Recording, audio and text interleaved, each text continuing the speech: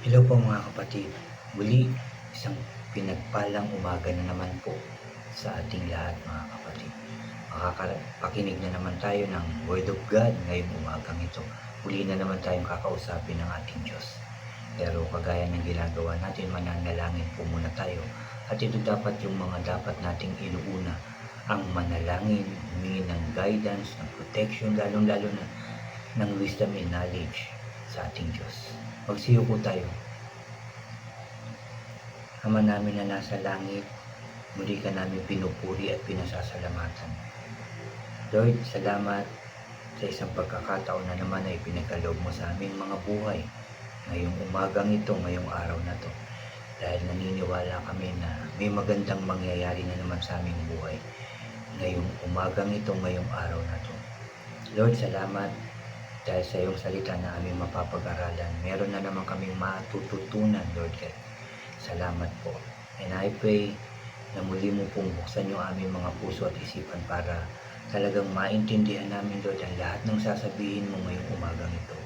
Samahan mo po kami, turuan mo po kami, lalo na po ako, Lord, na magbabahagi na naman ng iyong salita. Muli mo po akong samahan, turuan at gabayan, O Lord, para lahat ng aking sasabihin ay galing lamang po sa iyong salita.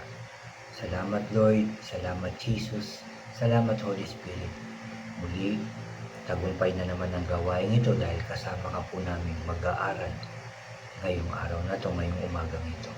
Kaya Lord, muli ka namin pinupuri, pinasasalamatan, sinasamba ka namin. Sa tanging pangalan na aming Panginoong Hesus na aming tagapagligtas, lahat tayo ay magsabi ng Amen and Amen. At ito po ang aking channel.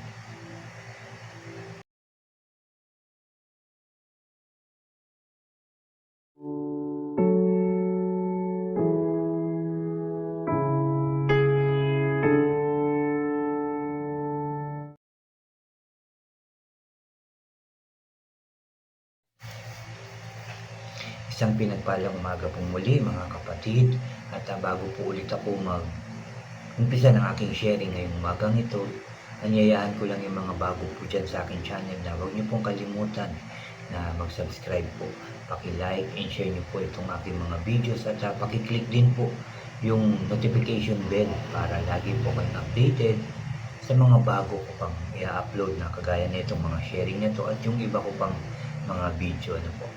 So, salamat mga kapatid, salamat. Mga kapatid, muli, Hosea pa rin ang aking i-share sa inyo, pero nandito na po tayo sa chapter 3 ng Hosea. At ito po ay simula ng verse 1 hanggang ito po ay verse 5 mga kapatid. Verse 1 to verse 5 lang itong Hosea chapter 3. At ito po ay may pamagat na pagmamahal sa babaeng hindi faithful. Mag-umpisa na po tayo. Verse 1, sinabi ulit ni Lord sa akin, umalis ka at magmahal ka ng isang babae na may kalaguyo, yung babaeng hindi faithful sa asawa niya. Ganito ang pagmamahal ni Lord sa bayang Israel kahit pa mag-worship sila o nag-worship sila sa ibang Diyos at mahilig mag-offer ng tinapay na may pasas.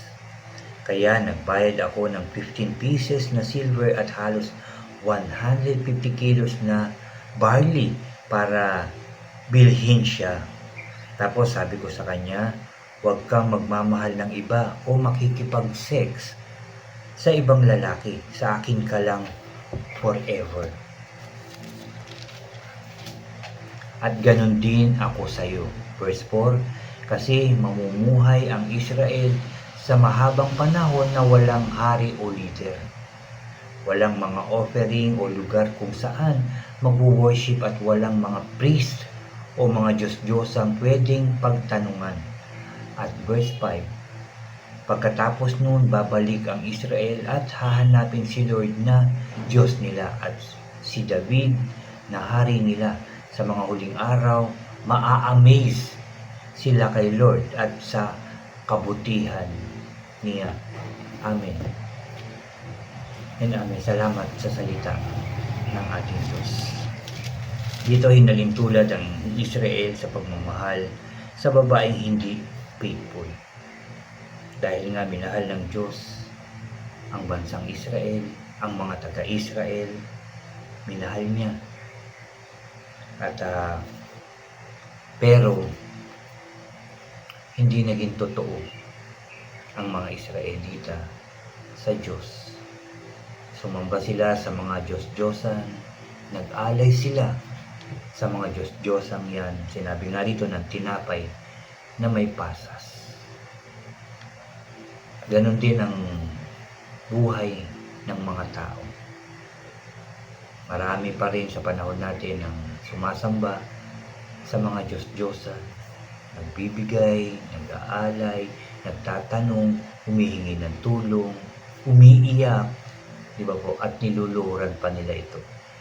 Sa Diyos ito ay karumal-dumal na gawain. Malaking kasalanan ito dahil nag-iisa lang ang ating Diyos. Siya lang ang gumawa ng langit at lupa. Siya lang ang nagbigay buhay sa atin.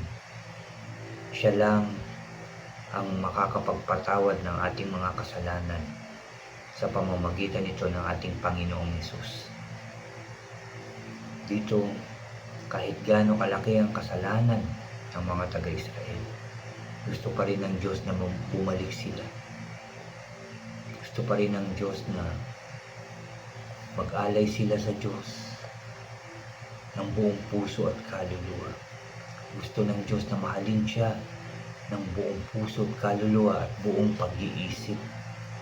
Yan ang gusto ng Diyos na gawin. Sabi nga niya sa verse 5, pagkatapos nilang magkasala, pagkatapos nilang sumamba sa mga Diyos-Diyosan, pagkatapos nilang umibig sa mga ribulto na gawa ng tao, pagkatapos nun, babalik ang Israel at hahanapin si Lord na Diyos nila at si David na hari nila. Sa mga huling araw, maa-amaze sila kay Lord at sa kabutihan niya.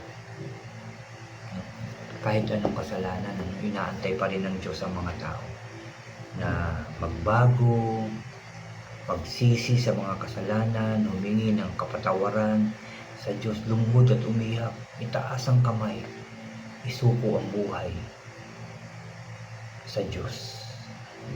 At darating ang time na pag nangyari yun, sabi nga niya, maa-amaze ang mga tao, sabi, kay Lord at sa kabutihan niya, dahil totoo naman na napakabuti ng ating Diyos sa lahat ng tao, lalong-lalo na sa mga taong nagtitiwala, umaasa sa Kanya, sa mga taong nagbalik loob at hindi na bumalik sa dating buhay, dun sa dating makasalanan, sa dating buhay na marumi, dun sa dating sumasamba sa mga Diyos-Diyosan. Ano mapapansin natin yung Hosea ay patungkol sa mga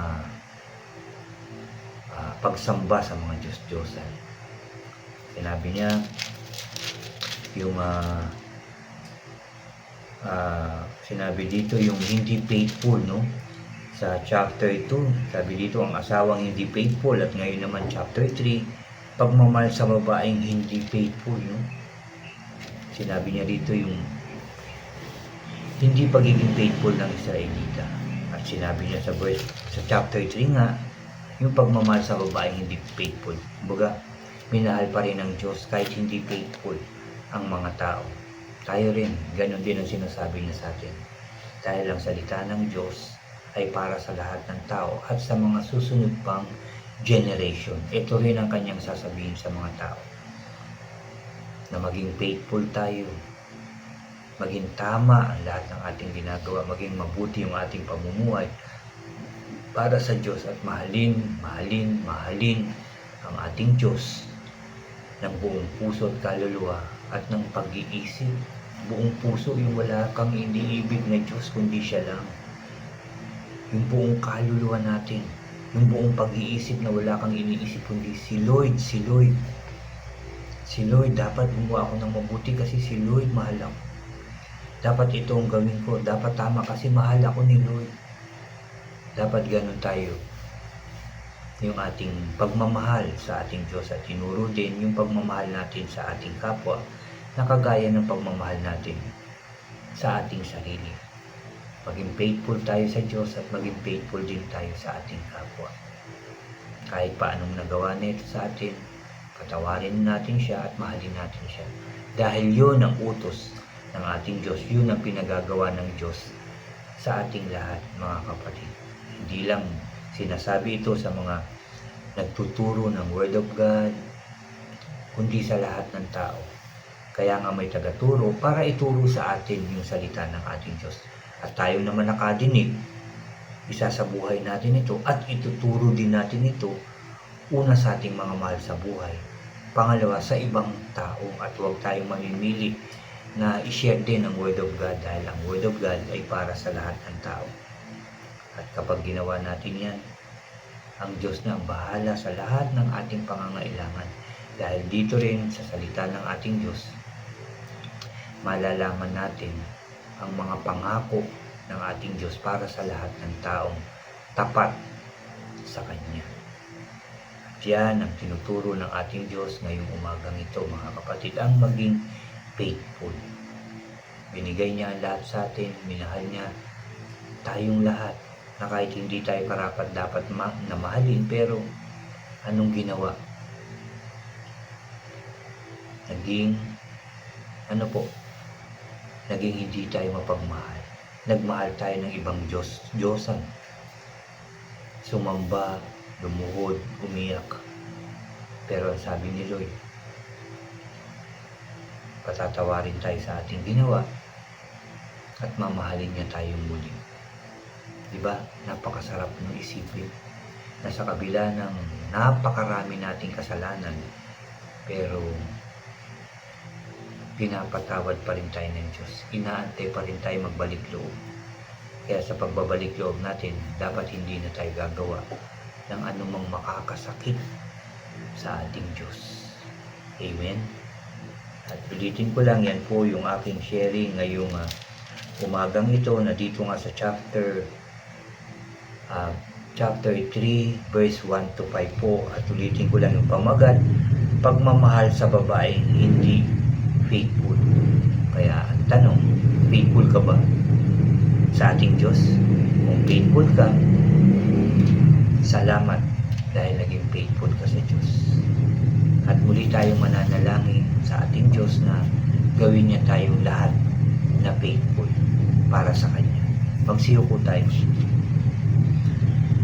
Ama sa langit, muli maraming salamat sa iyong salita na aming nabasa, napag-aralan at napakinggan ngayong umagang ito. Dito sinasabihan mo na naman kami, tinuturuan at ipinapaalala na maging tapat kami una sa iyo, Lord. Maging faithful kami sa iyo, Lord, dahil ikaw lang ang dapat sambahin.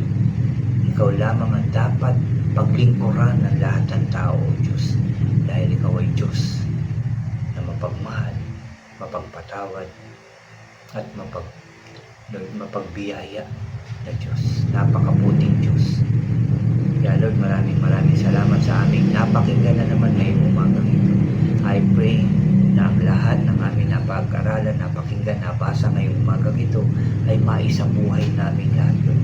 Magamit namin sa aming pang-araw-araw na pamumuhay, lalong-lalo na at maibahagi namin sa aming mga mahal sa buhay at sa lahat ng tao, O Diyos. Maraming salamat po, Lord, sa iyong pagmamahal na hindi nagbabago. I pray malaman ito ng lahat ng tao. I pray maramdaman lahat ito ng tao ang iyong tunay at wagas na pagmamahal sa lahat ng tao. And I pray na lahat ng tao ay magbalik loob na sa iyo, magsisi sa lahat ng kasalanan at hindi na balikan ang maruming pamumuhay noon. Ganon din ako, Lord. Magpatuloy na maglingkod sa iyo ng maayos, tama at tapat, O Diyos. Yan po yung aking panalangin para sa lahat ng tao, para sa aming mga mahal sa buhay, para sa aking sarili, Lord God. In Jesus' name, maging faithful ako. Maging faithful kami sa iyo, O God. Maging faithful ang lahat ng tao sa iyo, O Diyos. Salamat, Lord. Salamat, Jesus. Salamat, Holy Spirit. Salamat sa pagpapatawad mo po sa aming mga kasalanan. Salamat sa pagbigay mo pa rin ng biyaya sa amin, lalo-lalo na yung pagkain na nagbibigay lakas sa amin. Doon sa mga katagumpayan na ipinagkakaloob mo po sa amin. Salamat sa lahat, Lord, dahil lahat ay galing sa iyo, Lord. Maraming salamat. Maraming salamat din, Lord God, sa pagpapagaling mo sa lahat ng may sakit at karamdaman, O Diyos. Dahil alam ko na napapakinggan mo rin ang kanilang panalangin na humihingi ng kagalingan, kaayusan ng buhay, Lord God. Alam ko po narinig mo po sila. Alam ko po na narinig mo po kami. Kaya tinugon mo na ang aming panalangin, Lord, sa pangalan ng Panginoong Hesus. Dahil ikaw ay mabuti at mapagmahal na Diyos. Salamat po muli, Lord. Salamat, Jesus. Salamat, Holy Spirit. Muli, pinupuri ka namin, pinasasalamatan, sinasamba ka namin. Sa tanging pangalan na aming Panginoong Hesus na aming tagapagligtas, lahat tayo ay magsabi ng Amen, Amen, and Amen. Amen po, Amen. Salamat sa ating Diyos. Napakabuti niya. Kaya dapat lang na maging faithful tayo sa Kanya. God bless po sa inyong lahat at God bless po sa ating lahat.